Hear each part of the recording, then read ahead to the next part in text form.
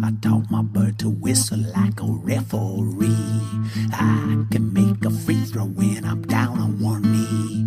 I've been a fan of basketball since I was 5. Now I am a fan of HoopSpeak Live. Hilarious analysis, a mystifying trope. An angel with a cudgel breaking bubbles of soap. Like honeybees buzzing around a hive. Yeah, everybody buzzing about HoopSpeak Live. Hello, welcome to HoopSpeak Live. Your standard co-host or host, usually Beckley Mason, is not here. We have bound and gagged him, tied him, thrown him in the basement, along with Dr. Dre. But Zach Harper and myself are here, and I'm going to hijack this and just make it all about the Warriors in the intro from the jump. Let's talk about that last night. Zach, did you catch the game? I caught the end. Here's the thing that I have a problem with. You are a bandwagon Warriors supporter, my friend. You have just doused them with gasoline and flicked matches at them constantly over the last couple of years. And now that they're good, now that they're a legitimate team, here you come with the praise. Well, before I respond to those just slanderous allegations, I do want to add that we have Bruce Harper, not Bruce Harper, I just put your name there. That's why Beckley tends to do the hosting duties. We have Bruce Arthur, Canada's preeminent sports writer, on later, and now I will come back to responding to your accusations. Look, I'm just fair, Zach. I use the gasoline and I use the flames when it's required, and the Warriors were just not a very good team year after year, quite hopeless, quite aimless, quite rudderless, and they turned it around. You know what they did that really swayed me? You know what changed it? The watershed moment was when, instead of trying to win more games last year, they looked at their situation and said, we need a pick. We need long term. We can't just try to pass off some mediocre basketball on our fans as moderate improvement. We need to give our fans some hideous basketball for the long-term goal of getting that pick. And once I saw that, that level of cynicism inspired me. And I've been quite positive on the Warriors ever since. So they changed, and that's why I changed. It's not bandwagon, it's just sound judgment. I feel like you're ready to like snap your fingers, ghost ride the Warriors. There's everything bad. Oh my God, dude. That's what you're doing right now. Wait, I listened to Tell Me When to Go this morning. I'm feeling it. I'm feeling it. You just tapped into my mind right there. You are ghost riding the Warriors, and this is just journalism at its worst.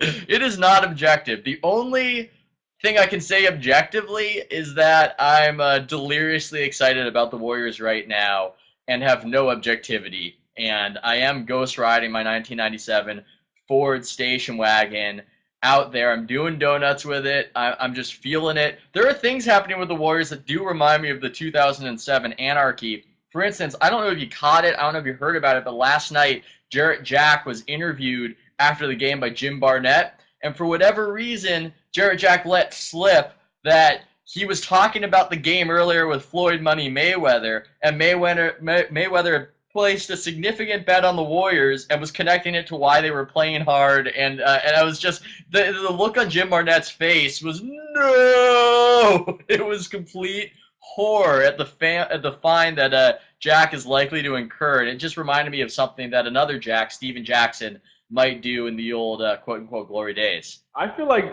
it wouldn't shock me if David Stern ripped off a mask and it was just Floyd Money Mayweather underneath the whole time, just pulling the strings on the marionette. Oh yeah. I just love the idea of maybe Joe Lacob and Money Mayweather going partying in Vegas. I want him to become part of the scene. I want to see him around Oracle in the Courtside Club. I want him and one Mr. 50 Cent. I say 50 because I'm proper. I don't say 50. I say 50. And I want them to get in a brawl over perhaps congratulating David Lee on his game-to-game exploits, something like that. I want more celebrities and more interesting celebrities at Oracle. But I do want to segue. What's up with the Wolves? Kevin Love, complaining, sad, depressed, out of there? What's going on? Oh, it's fine. he honestly seemed, maybe he's a good actor, maybe I'm naive, maybe it's all of the above. He honestly seemed shocked that the article by Woj had the tone that it did. He kept repeating, "I said a lot of good things about the team. I love this team. This is the tightest team I've ever been on. This is a good team. I'm happy with them. I'm happy here." He's like, "I stand by what I said, but I said a lot of good things in the article," and he seems like kind of pissed off that that's ended up what came of it, but at the same time, I think he learned a lesson. The weird part is the locals here, the local media seems to just, maybe this is a newspaper thing or something. They're really trying to fan the flames here beyond what is there. I mean, there's really not news until, we get to 2014 when he can start thinking about opting out. Until then, it just seems, I don't know, it just seems unnecessary. There's a lot of "you can't fire me, I quit" in the Minnesota media right now in regards to Kevin Love.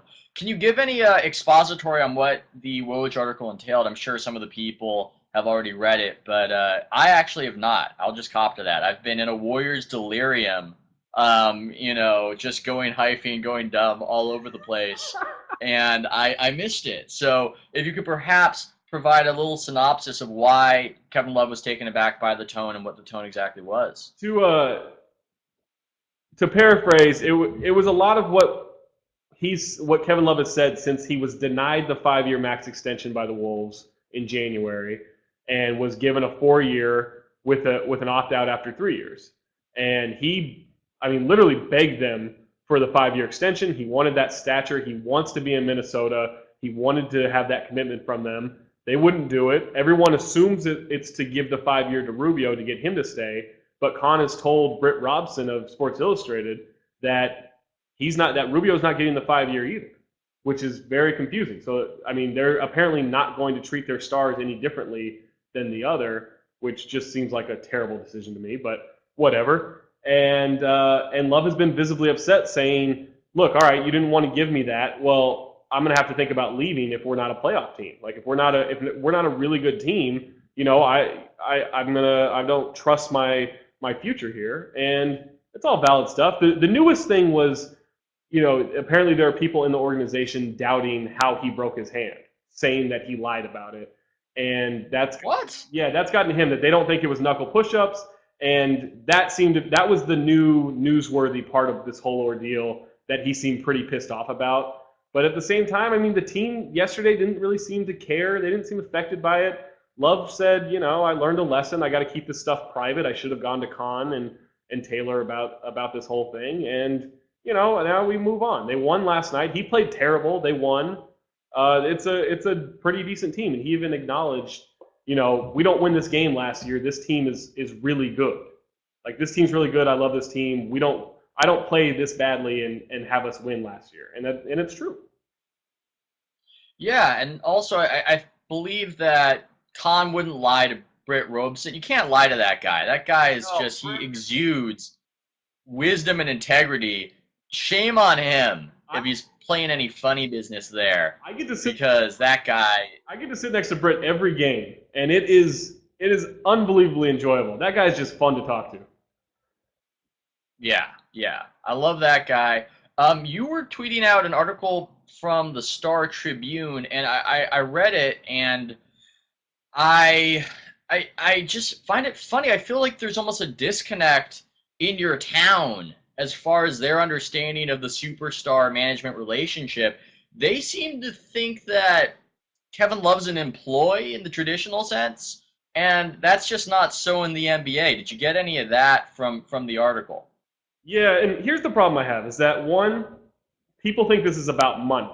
It's not about money. It's about status and being recognized as a franchise player. You can disagree that Kevin Love is a franchise player in the NBA. I guarantee you there are at least 20 other teams that think he is. He's officially a franchise guy, just like James Harden, when he got his 5-year extension this year, officially became a franchise guy. There are certain guys that have that distinction. Kevin Love is one of them. It's just the Wolves wouldn't give him the contract to prove it. And so people think, if this is about him not getting enough money, he's not appreciative of the $60+ million. He is, It's about the status of the whole thing. That's what this is about, and I don't think people make that connection. And I have a huge problem with a radio host who doesn't come to games, coming to the game after this article breaks, writing a spot about Kevin Love and his out of control ego essentially, and never quoting Love once in the article. Like that's just hacky to me. Well, if they're going to start treating Love that way, and if Shaq is going to call David Lee the white Chris Webber, I'm going to start calling Kevin Love the white Cam Newton. That's what I'm going for right there. I like that. Transitioning from one cold weather basketball outpost that's been often snake bitten to another, we would like to bring on one of just the more impressive guests that we have on this show, and that would be Bruce Arthur, the best sports writer in all of Canada. And he's monitoring a situation with the Raptors that has gone just sour, just south sour, any pejorative terminology that you would want to have. Can you give me a sense, although I'm painting it as very bad, with more nuance, what the hell's going on out there? Well, I think you're right. I think it's very bad. They're beyond the record, and the record is what the record is. They're 4-19. They're probably the worst basketball team in the league because at least Washington has John Wall coming back and has Nene just got back and all of that. This is probably the worst team in the league. The chemistry on this team is getting kind of toxic. They had a players-only meeting in Utah last week. I was told a lot of that meeting was spent with people criticizing Andrea Bargnani for not appearing to care. So he's turned even his teammates into Toronto Raptors fans. And also there was some criticism of Kyle Lowry for playing a little bit too selfishly as the season's going down the drain. There is a sense that something could happen soon, that something could break in terms of someone getting fired. That hasn't happened yet. I'm watching my phone. It's bad. Like at this point, they've got very little that you can look forward to. There's very little that you can say, this is how you fix this situation. You can ask people around the league, how can the Raptors fix this? And I have yet to hear a convincing answer as to how they can. With Andrea Bargnani, there was so much buzz last season about how he'd improved, how Casey had gotten him to play defense. Was that just a dead cat bounce, as they say in economics? And do you believe that this is the end of the road for the Bargnani saga in Toronto? I think it's got to be. I think he's become toxic with Toronto Raptors fans. Like this town is just sick of looking at him. And I think the front office, other than Brian, I think a lot of people in this organization have decided that this is all there is. Like, this is all this guy is. Last year he was better, and Dwayne Casey got him a little bit, but he was also surrounded by a lot more veteran guys. This year they went younger again, right? There's a lot of the guys who were in the lineup last year aren't in the lineup this year. Like, even guys like Rasul Butler or having Aaron Gray play minutes. Like, there were guys who could cover up for him a little better. Jonas Valanciunas can't do that. He's getting pushed around a lot. And Andre has always been the type of talent that you see in the league all the time. He's the kind of guy who gets people fired. Like, Derek Coleman is always, to me, the avatar of this. It's a guy with talent, and you know it's there, but it never really blossoms in the way it should. And guys will keep betting on him, and guys will keep betting on him, and it'll never come. He will be who he is, and that's who Andrea Bargnani is right now. Like, he's just never going to get better at the stuff that makes him a liability, which is why when people talk about trading him to LA, and I know that those talks did occur apparently about moving him and Calderon to LA for Pau, but I don't think they were ever very close. And I think LA knows what Andrea Bargnani is. I think they know that Kobe would strangle him at midcourt if he ever was on the same team as him. I just don't know what you get for him. And I'm not sure Brian Colangelo can make that trade for this reason. Brian has tied so much of his legacy to Andrea. Like, that was your big chance. That was your number one pick in this town where you don't sign big free agents who aren't named Hedo Turkoglu. It's hard to make a deal, a trade that'll really alter your franchise. A number one pick is a chance. They had the wrong year, and they got the wrong guy. And so Brian's kept betting on Andrea and betting on him and betting on him and doubling down. And I don't think he can be the guy to make that move. I think if you fired Brian today and you brought someone else in and said, you have to deal Andrea Bargnani, I think you could do it.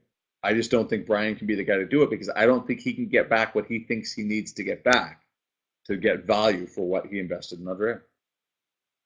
Bruce, first I want to just welcome you on the show. In solidarity, I know nothing about hockey, but I have a Minnesota Wild beanie on, just as a tip of the cap to our friends up north.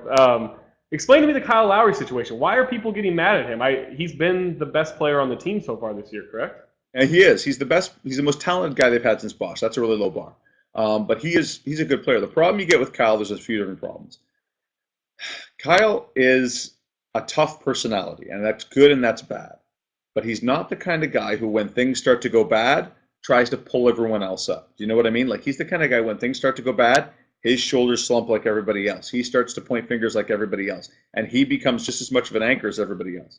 And so what you get with that is Kyle right now is a bad personality in that room because he doesn't trust his teammates to do stuff at crunch time. So he's jacking up shots where he probably shouldn't be. And he isn't the kind of point guard who makes guys better necessarily anyway. Like, he piles up numbers, but I'm not sure he necessarily makes his teammates better. And that certainly hasn't been the case so far. And so with Kyle, I think there's a certain amount of him that's thinking about his next contract. Because Kyle Lowry thinks he's a star, and he may well be. But if he's the dominant personality in your room and the room's going south, he's not the kind of guy who's going to pull you out of it. Like, if they'd gotten Steve Nash and things were going wrong right now, let's say Steve was healthy and he was a Toronto Raptor, he would be lifting the room in a way that Kyle can't. Like, he'd be making guys happier and more comfortable on and off the court in the way that we can overstate leadership in sports, but in basketball, so much of it is emotion driven and mix driven, chemistry driven. I think they'd be in a lot better shape, even if Steve isn't Steve anymore. But right now, Kyle's just a guy who, when things go wrong, looks out for himself as much as he looks out for anything else.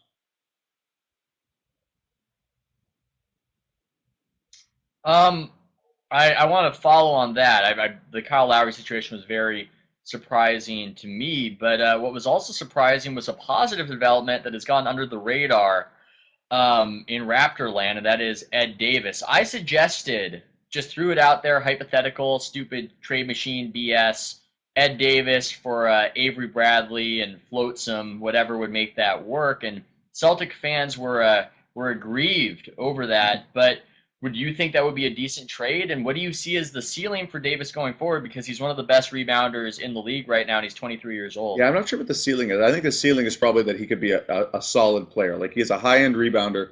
He's never going to be a really skilled offensive player, I don't think. I just don't see that in him. I don't see like he has the hands or the instincts for that. He's a little undersized, so that can be a problem going down the road. But he can produce. He can play. And that's one thing with Andrea is if you're going to move Andrea, you at least have a guy you can put in that spot. That have no one up front who could shoot, but it's a guy who can produce stuff. He's an asset. The problem is you've never seen him in really extended minutes over a long season. And would he wear down at that size? Because he's smaller than most of the guys he's going to play. He's something. But this front court's such a logjam, and it's kind of a mess. Him and Amir Johnson are essentially the same guy. Like, there's not a huge difference between those guys. Jonas Valanciunas, in terms of skill set, is also, again, similar in that you can't make a shot outside of 10 feet, but he can bang and he'll run up. So they've got a lot of these guys. So Ed's kind of gotten lost in the shuffle. The fact that Andrea Bargnani's hurt, he hurt his elbow on Wednesday, he's out indefinitely, torn elbow ligament, strained wrist. This could be the best chance that Ed Davis has to make an impression. I'm not sure his work habits have gotten him a lot of favor with the front office. There's been some talk about that. I'm not sure whether or not it's real. But Ed Davis, I think there's something there. You just need to find out what it is. Because with this team, if you're going nowhere, you might as well find out what your assets can be. And that's why if you move Andrea, that's probably your best case scenario, is that Ed Davis gets an extended stretch of real time. Bruce, one of Twitter's heroes is Jonas Valanciunas. And it seems like Casey has trusted him in spots and then kind of pulled back from trusting him. How would you assess where he's been so far in his rookie year and maybe what the immediate future is? Is that something Casey is going to have to trust more and more? I don't think he can. I really don't, Zach. I think he's not ready. Like, if you watched him when they were playing Sacramento the other night, DeMarcus Cousins was beating on him, like really taking him apart. And DeMarcus Cousins can do that to people, but he gets pushed around. He's not strong enough yet. He doesn't have the overwhelming athleticism to make up for that yet. His instincts aren't there yet. He's a kid, right? And so you're going to get flashes. And you're going to get stuff that works, but it's not going to be there every night. And that's one problem that they have defensively right now. One of the reasons the defense is breaking down the way it was. Like last year, Dwayne Casey dragged him into the top 10 defensive field goal percentage, which for the Toronto Raptors is like walking on the moon. Like, it's unbelievable. But this year, Kyle Lowry isn't stopping the ball, which is one problem. But when they're just getting eaten up inside because Andrea Bargnani doesn't really stop anybody, and Jonas Valanciunas can't really stop anybody because he still falls for tricks and he still just doesn't get it yet. He's gonna get it. I think he's gonna be good. I don't think he's gonna be Dwight Howard, but I think he could be Joakim Noah by the end of his career. But he's just got a long way to go, and that's why if Dwayne Casey was trying to win as many games as he could right now, you'd almost want to sit him down, but you can't do that. You got to develop them, and that's where they've kind of got a problem. Is that they're starting two guys who can't stop anybody inside, and Jonas Valanciunas just doesn't get it yet. Like he just doesn't, and you can't really blame him. He was a kid who came over from Europe and barely played with their national team at the Olympics, and he's a kid. He's not there. You know, a little bit of experience with Dwayne Casey because he was his first head coaching job was here in Minnesota. And he got a raw deal there. He got fired way too early. They didn't give him nearly enough of a chance. And now it seems like 20 and 20 when he got fired, right? Yeah, 20 and 20 when they got fired, and they fell apart after that. And you know, maybe that has affected him with this, where he doesn't trust playing the young guys as much, or he's trying to find that balance. You know, if he gets fired, does he have a chance of really getting fired anytime soon? And how do you react to that if he does? That's a really good question, Zach. Can he get fired? I think it's possible. That being said, if Dwayne Casey gets fired, I don't think it does anything for development of your young players. I don't think it does anything but pull the plug on the season because I don't see an obvious number two on that coaching staff. I don't know, man. Like, this isn't Dwayne Casey's fault. Am I there? Your face is a bit frozen in horror over this Raptors situation. I guess we can bounce you off and bring you back, producer James. Could that potentially be so? And I'll segue to a brief conversation with Harper. Zach, I got a lot of hatred from the Canadians, and we'll ask Bruce about this. Because I don't even know if I want either of these guys for Hall of Fame. The early 2000s were an ugly period of Hall of Fame candidacy or superstardom, I should say. And I said that I preferred Vince Carter's career to Allen Iverson's, and I didn't think much of it at the time at all. You know, Carter by many measures was more productive, and I loved his dunks. I preferred watching him. Yeah, am I an idiot? Should I never be allowed to write about sports again? What is your take on this? Because that's a lot of what I'm getting. I love that part of your analysis was I liked watching his dunks. That's real. That's real. I think being the greatest dunker of all time matters if I'm thinking about a Hall of Fame. I'm not joking. It is not a minor thing. I think that Allen Iverson gets a bad rap because I don't think he's as great as the kids growing up who watched him think he is. But at the same time, this is partly because of his personality and everything, but they told him, hey, shoot 30 times a game. Like, we're going to build a defensive team that has role players around your scoring, and this is what our system is. And it worked, for a couple of years. They got to a finals, even won a game. I think that he gets a bad rap as a gunner, kind of in the same way Kobe does, whereas these guys pass, they have career assist numbers to prove that, but their job was to score, and if your job is to score, especially a guy that, what he did at his size, like that just doesn't get done in the NBA that often, and not for that longevity. I think he's a Hall of Famer for sure. I don't think that should be a question. Preferred over... He's going to make it. Yeah, preferred over Carter. I wouldn't prefer his career over Vince Carter, but I don't think it's necessarily ridiculous. I think it becomes a matter of personal taste. Yeah, and I believe that the career of Allen Iverson is complicated, that there are a lot of opinions that you can have on it. Even though I'm not the biggest fan, I'll concede that some of those years were really productive and really good. In my opinion, people allied a lot of the bad years where he wasn't helping that team much, if helping them at all, and choose to remember that one season with the finals run as though that's all that happened. And I just wish that the other side of the argument would go, hey, you have a valid point as well, and you have a valid perspective. In my opinion, a lot of what's informing it is the sense that Iverson is tough, and Vince Carter is another word for a cat, and that's a little bit middle schoolish. I don't like that sort of machismo based analysis of who should and who shouldn't be a Hall of Famer. If I had $1 for every time somebody called Vince Carter a kitten, I mean, I would be sitting on a pile of money here. It's horrible. Here's where I take issue with you. I saw your 5-on-5. How dare you leave Grant Hill out of the Hall of Fame? Look, I just want the Hall of Fame to be the NBA Hall of Fame, not the College Basketball Hall of Fame. This is a basketball Hall of Fame. It includes everything. It includes international, college, and the NBA. That guy is a Hall of Famer. Look, I'm the lord of this. I'm the dictator of this in this space. I don't get a real vote. I have no real power. The only power I have is in a utopia, or as some would call it, a dystopia, where I am choosing such things. I would not put Grant Hill in there because I don't find college basketball to be that valid to my existence, and it's not really what I think about when I think about a basketball Hall of Fame. So, look, Grant Hill had the talent, certainly, to be a Hall of Famer. He was great. He was a great player, but with all of those injuries, he just doesn't have the sort of impact and storied career on an NBA level befitting of a Hall of Famer. Let me tell you this.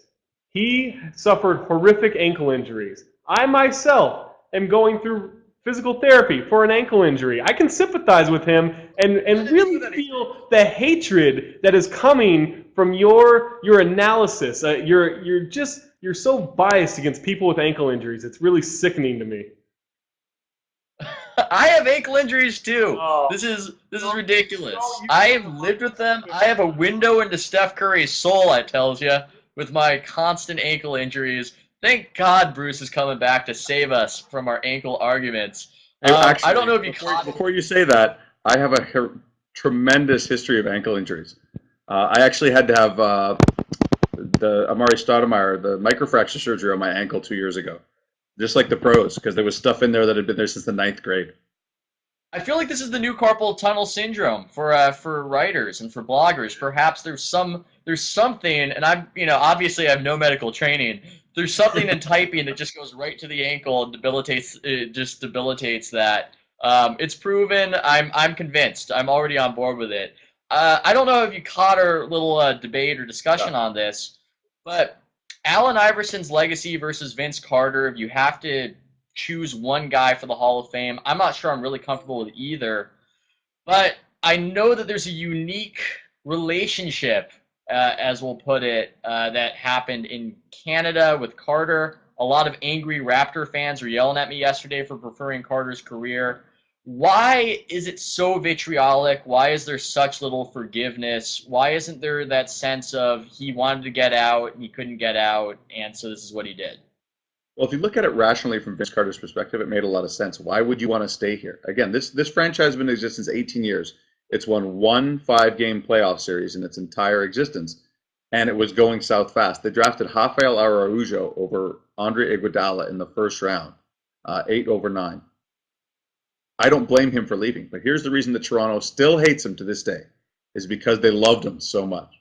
Because the only thing that ever made Toronto truly relevant in the NBA was Vince Carter in its entire existence. That's the one time where they could lead SportsCenter in the United States. That's the one time where they cut through and they were a player on the league-wide stage. Other than that, this is an outpost, right? And so Vince, he left in a lousy way. Like, he just basically stopped playing, and him and Sam Mitchell stopped seeing eye to eye, and it just didn't work. It's an interesting argument, though, like Allen Iverson versus Vince Carter, because Allen Iverson, I think, is overrated because he was so culturally powerful. He was such an amazing guy to watch. He's one of the most low efficiency scorers who's ever played in terms of high end scores. And Vince could do more things than Allen Iverson could. The difference you have between the two of them is Iverson never ever shortchanged effort, and Vince did. And that to me is a huge. I don't know if you put either one in the Hall of Fame. I'm not sure. I'd have to look at it more closely and see what your threshold is. But Allen Iverson was everything he could be right up until the point where he fell off the face of the earth suddenly. Vince was one of those guys who always could have been more. He has as much talent as anybody in the whole league. We all know that, right? Like, so it gets complicated with those two guys. Bruce, I don't want to, really call you out and argue with you here, but you said Don't do it. You said Vince Carter was the first thing to really make Toronto relevant in the NBA. I know it wasn't the NBA yet, but those Toronto Huskies, that year, 1946 Toronto Huskies team, that led all of the national newsreels before movies. Yeah, it's very fondly remembered here in Toronto. I still think they should change the name back to Huskies, though. That's a good idea because Raptors is a terrible name. It's very on topic, but do you guys have that voice back in 1946 when they're showing Huskies highlights? Does it sound like, and the Huskies are out. The boys are at it again, tossing the old basketball around through the hoop. Or did you have a different Canadian voice for those old reels? I don't know. I have no clue. I feel like there's probably that's what it sounded like when the Grizzlies left town. Actually, like that's how long ago it feels for me. That's the gap. Basketball doesn't do well in this country. It just doesn't. Like we produce some guys and we have a golden generation coming, but man, like maybe the Huskies have the right idea. Look where the Raptors are now. Like, are they really in better shape than not existing at all? It's hard to say. Would you be in favor of replacing the hardwood with the ice and making that your home court advantage? Bad idea. Like it's hard enough to get guys here now, That's a very good point. And my last question, Harper might have another one after mine. If you were running things, would you start the tank? Would you start the tank job right now? Because it looks like they're gonna maybe lose that pick to the Thunder, and if they're the worst record, they'll have a better than an even chance of at least keeping a top draft pick there. Yeah, that's where they're screwed, and that's where the Kyle Lowry pick kind of screws them. If they have the worst record in the league, which I think is very possible, they have about a 65% chance of holding on to a pick between 1 and 3. If it goes past 3, Oklahoma City gets it. So you have a 1 in 3 chance of losing your first round pick in what could be a really awful year. But what do you do? And that's the question I think the franchise is looking at right now. And I don't think there's any easy answers because you can't make a deal just to get better now because it's all about youth and all about growing. You can't make a deal that screws your future. So what deal will allow you not to screw your future, will allow you to get better enough now to maybe get out of that really deep hole, and that you can pull off using Andrea Bargnani and Jose Calderon? I don't know what that deal is. Like, I don't think Pau Gasol's happening, so what do you do? I honestly, usually in this situation you have an idea. I think the best case scenario is probably that everybody gets fired and they burn this thing to the ground and they move Bargnani and they move Calderon, and the rebuild lasts another 2 or 3 or 4 years, and you hope you get Andrew Wiggins, and you hope you get 2 or 3 high-end guys, and you hope you keep your pick this year. But I really think that's where they are. I think they've gotten to the point where you got to burn it down again because the rebuild didn't take. Like you're actually going backwards instead of forwards. And maybe I've been covering this team too long, but I'm pretty fatalistic about where they are right now. I just don't see this as being the foundation of anything that's going to be great.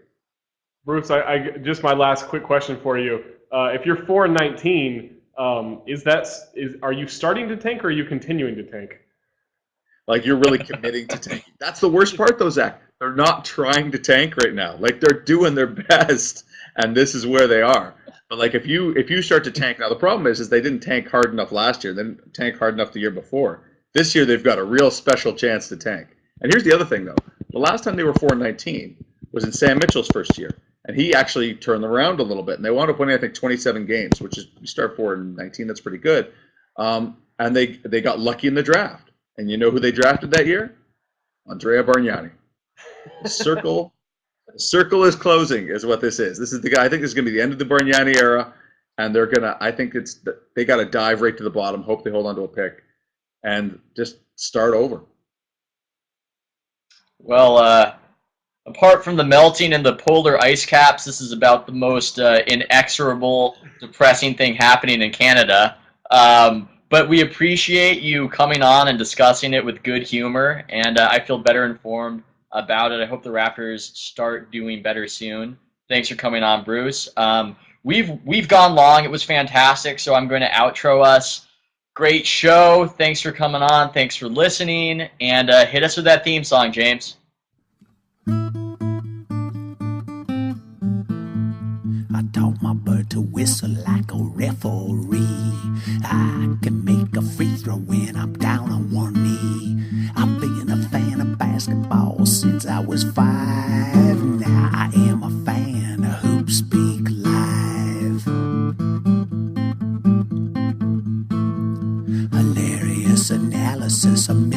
mianthrope, an angel with a cudgel breaking bubbles of soap, like honeybees buzzing around a hive.